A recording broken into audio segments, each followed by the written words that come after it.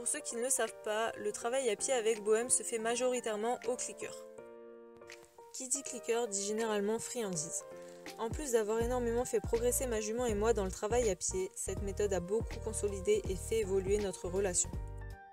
Mais le revers de la médaille, c'est la réaction des autres, notamment sur Facebook et un peu sur YouTube. J'ai eu le malheur une fois de publier une vidéo où on jouait avec Bohème, en expliquant que je travaillais au clicker. Il me semble qu'à ce moment-là, on commençait les cercles en autonomie. Je me suis faite assommer de commentaires à base de « tu achètes ton cheval à la carotte »,« tu n'as aucune complicité avec ta jument, elle le fait juste pour la nourriture » ou encore « la nourriture la rend agressive envers toi », alors que Bohème était complètement dans une attitude de jeu, aucune agressivité dans son comportement. Moi aussi, avant de commencer le clicker, j'ai été sceptique, mais pas au point d'aller crier au scandale quand je voyais quelqu'un se servir de la nourriture pour bosser. J'aurais aimé aborder 2 sujets dans cette vidéo. Le premier, la méchanceté gratuite et le fait que les gens qui parlent le plus sont souvent les moins renseignés. Et mon point de vue quant à la récompense.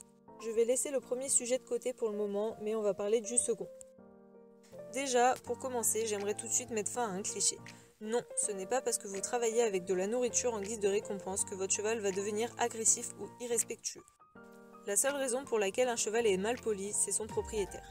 S'il ne vous respecte pas, c'est seulement et uniquement de votre faute. Tout simplement parce que vous n'avez pas su fixer de limites. Vous avez un tas d'exercices de politesse qui existent pour fixer ces limites justement.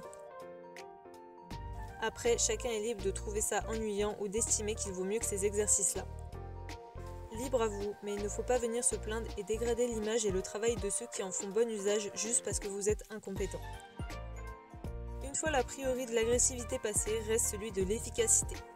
Honnêtement, si demain votre patron vient vous voir en vous disant que si vous bossez correctement, vous aurez une prime à la fin du mois, vous n'allez pas vous appliquer d'autant plus? Personnellement, si, et je l'assume. Le cheval, c'est pareil, sauf que pour lui, un morceau de carotte est beaucoup plus intéressant que de l'argent. Je pense que je n'ai pas à argumenter plus sur ce point. Le troisième a priori, c'est souvent la question de la relation. Moi, la première, je me suis dit, je vais être un distributeur de nourriture et rien d'autre. Et pourtant, j'ai essayé, juste pour voir. Et je vous assure que notre relation n'a fait que grandir depuis. Ça, par contre, je ne saurais pas vraiment mettre des mots pour l'expliquer. Mais j'ai lu un article sur le site Science Equine qui se base sur une étude scientifique. Je vous mettrai le lien en barre d'infos. L'étude a été menée sur un groupe de 20 chevaux de race conique âgés de 1 à 2 ans. On a divisé ces chevaux en 2 groupes de 10. Les 20 chevaux devaient apprendre à rester immobiles lorsque l'on leur demandait. Ceux du premier groupe étaient récompensés avec de la nourriture, tandis que ceux du deuxième groupe étaient récompensés par des gratouilles au niveau du garrot. Résultat, donc je cite, « L'étude montre que les chevaux conditionnés à la nourriture apprennent plus vite et s'attachent plus à l'homme que ceux conditionnés aux caresses. » Je vous invite vraiment à faire vos propres recherches à ce sujet car il y a des tonnes de témoignages et d'expériences scientifiques qui démontrent que la nourriture a un impact positif sur la relation homme-cheval. Voilà pourquoi utiliser la nourriture dans le travail avec ma jument ne me pose aucun problème.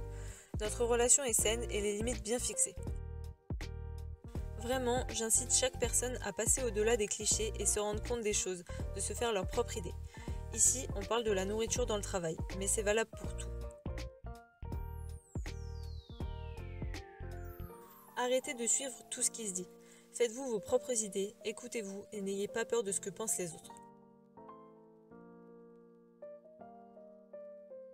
Bien sûr, j'attends vos avis. Par contre, attention à rester respectueux envers les autres, même si vous n'êtes pas d'accord avec leurs idées.